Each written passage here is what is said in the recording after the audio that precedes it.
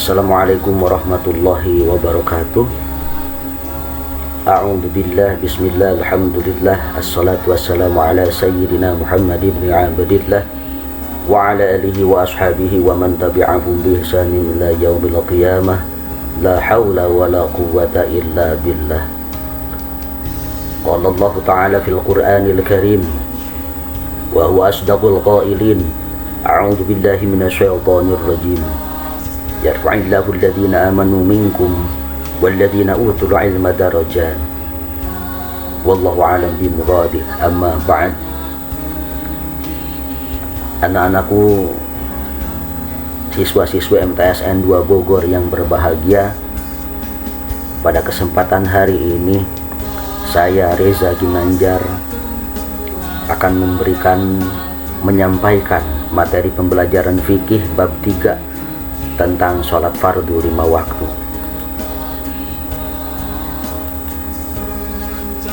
Sebelum belajar, langkah lebih baik siapkan buku paket fikih terbitan Direktorat Jenderal KSKK Madrasah Kementerian Agama Republik Indonesia kelas 7 tahun 2020, memakai seragam lengkap dan rapi. Jangan lupa membawa alat tulis lengkap dan tidak lupa sarapan yang halal, sehat dan bergizi. Baik, anak-anakku sekalian, sebelum belajar kita awali pembelajaran materi fikih ini dengan pembacaan basmalah. Bismillahirrahmanirrahim. Semoga pembelajaran pada kesempatan hari ini mendapat berkah dari Allah Subhanahu wa Ta'ala, ilmu yang bermanfaat. Siswa-siswa MTSN 2 Bogor yang berbahagia, materi fikih jenjang MTS itu termasuk pada fase D. Fase D terdiri dari elemen fikih ibadah dan fikih muamalah. Dalam hal ini materi sholat fardu 5 waktu termasuk pada elemen fikih ibadah. Selanjutnya, capaian pembelajaran, peserta didik dapat menganalisis ketentuan sholat fardu. Ini mohon maaf, di layar tercantum sholat berjamaah, seharusnya sholat fardu dan mengamalkannya dengan baik dan benar dalam konteks kehidupan sehari-hari pada masyarakat global, sehingga kewajiban ibadah dijalankan secara istiqomah pada kondisi apapun dan dimanapun. Lalu tujuan pembelajaran diharapkan setelah mempelajari materi ini, siswa dapat menganalisis ketentuan sholat fardu serta mengamalkannya dengan baik dan benar untuk menumbuhkan kesolihan individu, sikap istiqomah dalam ibadah dan tanggung jawab dalam kehidupan bermasyarakat. Kemudian, selesai capaian pembelajaran dan tujuan pembelajaran kita ketahui, berikut adalah alur tujuan pembelajaran. Peserta didik dapat menganalisis ketentuan sholat fardu dan mengamalkannya dengan baik dan benar untuk menumbuhkan kesolihan individu, sikap istiqomah dalam ibadah dan tanggung jawab dalam kehidupan bermasyarakat. Sebelum memasuki materi fikih sholat fardu 5 waktu, kita mengenal sholat fardu itu dengan istilah sholat 5 waktu. Berikut adalah peta konsep sholat fardu. Pertama, ketentuan sholat, dasar hukum, syarat dan rukun, hal-hal yang membatalkan sholat, sunnah dalam sholat, praktik sholat, dan hikmah sholat fardu. Pertama yang harus kita ketahui, ketentuan sholat fardu. Apa sih pengertian sholat fardu itu sendiri?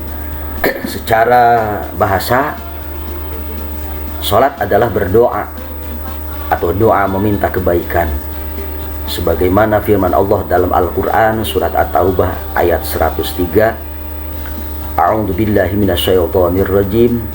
khudh min amwalihim shadaqatan tutahhiruhum wa tuzakkihim biha wa shalli 'alaihim inna salataka sakanul lahum wallahu sami'un alim. Ambillah zakat dari harta mereka guna membersihkan dan menyucikan mereka, dan berdoalah untuk mereka, sesungguhnya doamu itu menumbuhkan ketentraman jiwa bagi mereka, dan Allah Maha mendengar, Maha mengetahui. Sedangkan sholat menurut istilah adalah suatu perkataan dan perbuatan tertentu yang dimulai dari takbir dan diakhiri dengan salam. Selanjutnya, dasar hukum. Apa dasar hukum perintah untuk melaksanakan sholat? Dasar hukumnya adalah Al-Quran surat Al-Baqarah ayat 43. A'udzu billahi minasyaitonir rajim. Wa aqimus sholata wa atuz zakata warka'u ma'ar raki'in.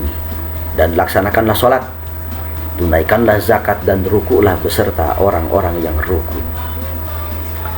Dasar hukum yang kedua tercantum dalam Al-Quran surat An-Nisa ayat 103. Innas sholata kanat 'alal mu'minina kitaban mawquta. Sungguh sholat itu adalah kewajiban yang ditentukan waktunya atas orang-orang yang beriman. Siswa-siswa MTSN 2 Bogor yang berbahagia, dalam materi fikih tentu tidak terlepas dari yang namanya syarat dan rukun. Secara sederhana, syarat dan rukun artinya sesuatu yang harus dipenuhi. Kalau tidak terpenuhi maka tidak sah atau batal sesuatu tersebut. Secara sederhana, syarat adalah ketentuan yang harus dipenuhi secara teoritis sebelum melakukan ibadah. Sedangkan rukun adalah ketentuan yang harus dipenuhi saat pelaksanaan ibadah itu sedang berlangsung. Berikut adalah syarat sholat. Syarat sholat terdiri dari dua. Pertama, syarat wajib sholat dan syarat sah sholat. Syarat wajib sholat terdiri dari 3 poin. Pertama, beragama Islam, baik laki-laki maupun perempuan. Yang kedua, telah memasuki akil balik atau mumayyiz. Mumayyiz artinya secara sederhana adalah orang yang bisa membedakan mana yang salah, mana yang benar, mana yang hak, mana yang batil. Ketiga, syarat wajib sholat adalah tidak hilang akal, baik hilang akalnya sementara ataupun permanen. Kedua, syarat sah sholat. Syarat sah sholat ada 11 dalam buku fikih tersebut. Beragama Islam, tidak hilang akalnya, masuk waktu sholat, artinya sudah saatnya sholat. Berikutnya, suci dari hadas dan najis, hadas kecil atau hadas besar, najis mutawasitoh, najis mukhafafah ataupun najis mughaladhah. Selanjutnya, menutup aurat. Untuk laki-laki dari pusar sampai ke lutut. Untuk perempuan, seluruh anggota tubuh perempuan itu adalah aurat kecuali muka dan telapak tangan. Kemudian menghadap kiblat, berniat akan melakukan sholat. Tertib itu berurutan.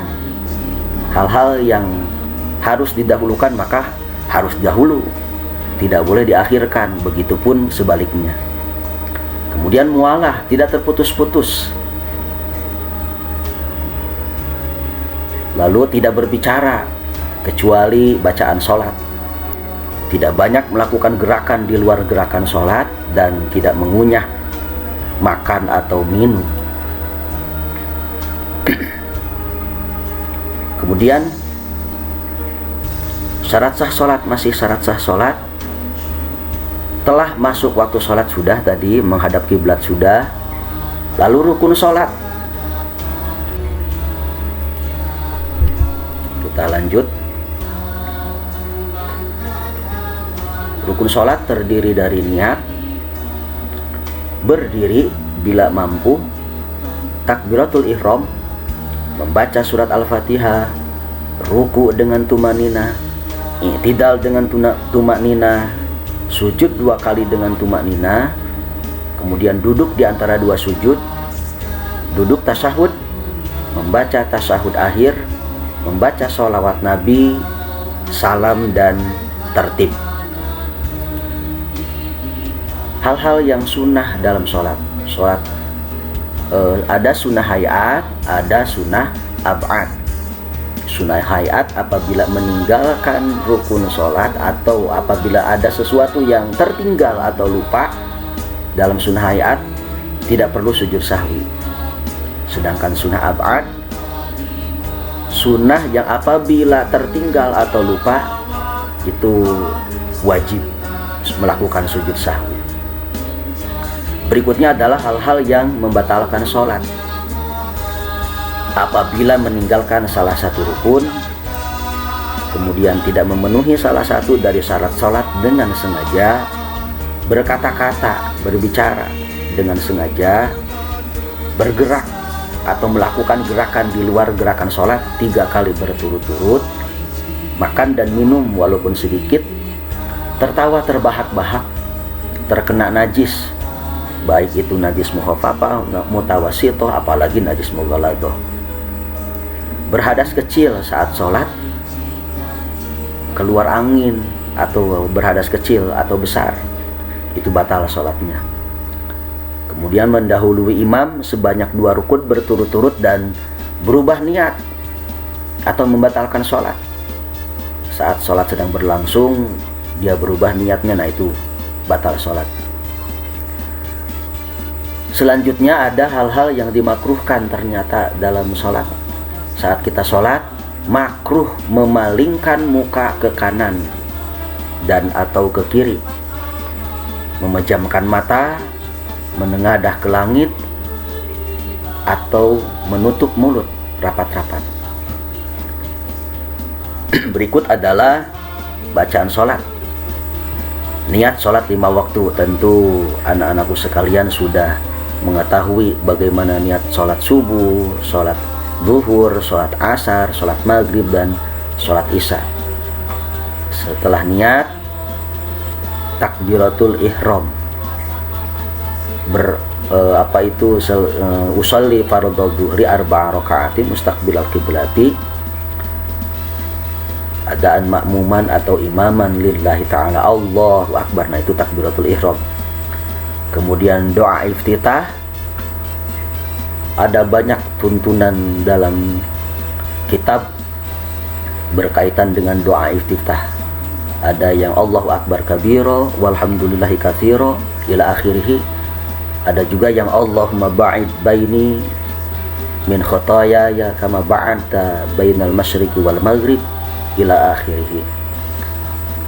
Kemudian selesai membaca doa iftitah, lalu membaca ta'awuz, a'udzu billahi minasyaitonir rajim, bismillahirrahmanirrahim, sampai ke siratal ladzina an'amta 'alaihim ghairil maghdubi 'alaihim waladdallin. Selesai surat Al-Fatihah, baca salah satu surat yang kita hafal dalam Al-Qur'an.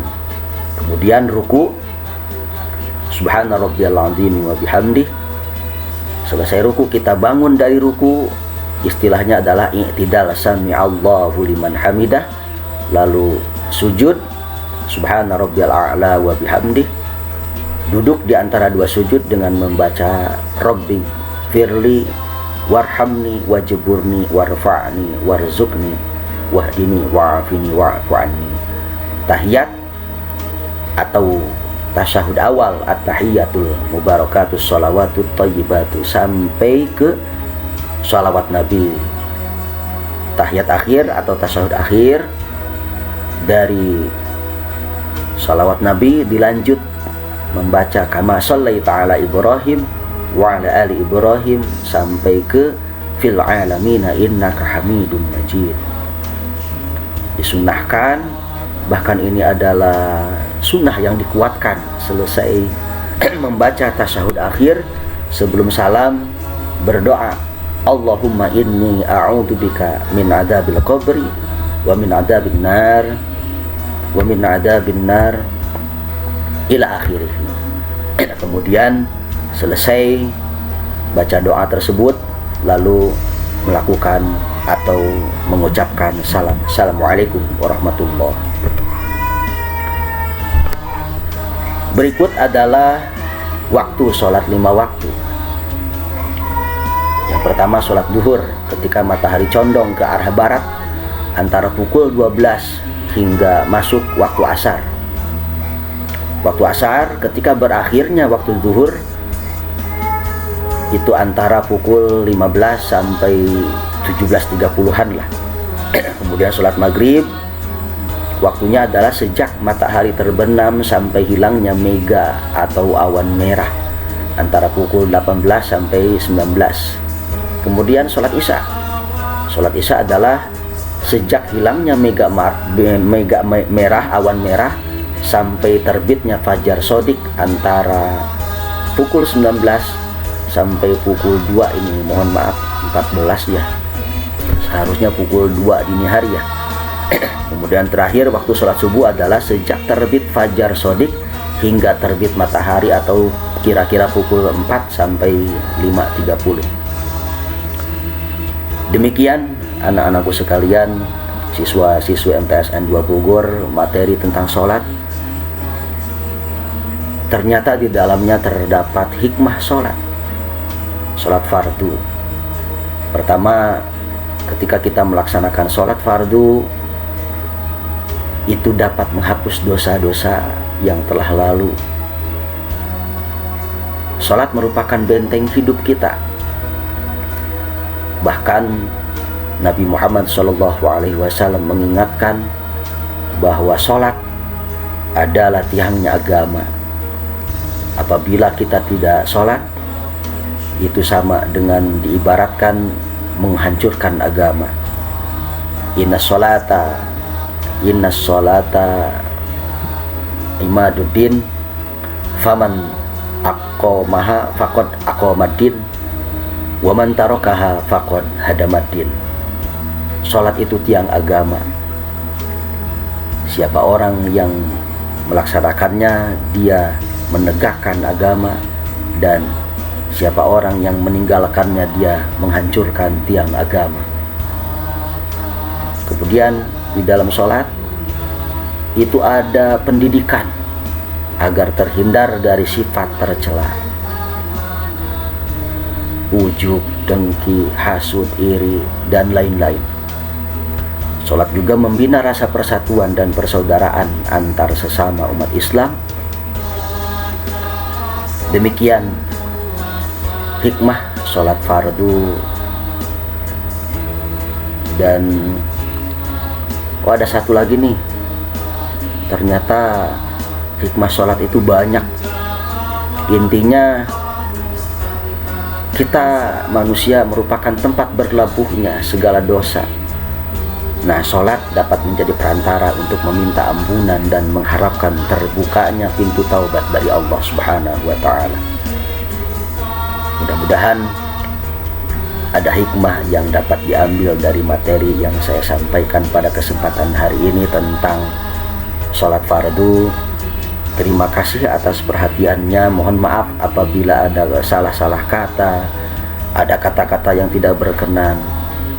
Kebenaran datangnya dari Allah, dan kebodohan adalah semata-mata milik saya pribadi. Semoga kita menjadi pribadi yang bertakwa. Wallahu muwaffiq ila aqwamit thoriq. Wassalamualaikum warahmatullahi wabarakatuh.